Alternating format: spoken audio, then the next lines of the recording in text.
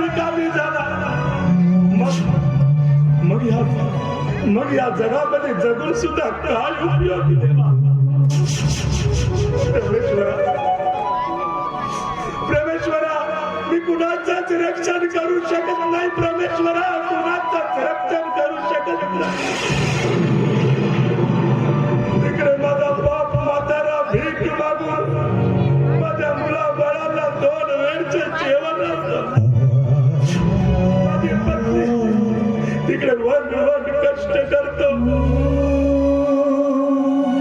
परमेश्वरा सांग, मग परमेश्वरा सांग इतका निष्ठुर का झालास रे.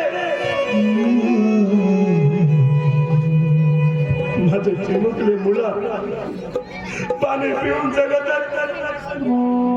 माझी राजश्री मोडी विकून पोट भरतात. माझे बाबा भीक मागू लागतात. नाही परमेश्वरा नाही बघवत मला नाही बघवत.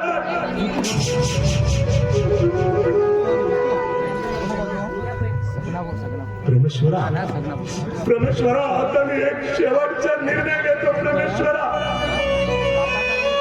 हा कुजलेला देह बोज बनून जगण्यापेक्षा देहाला संपवून टाकलेला बरं.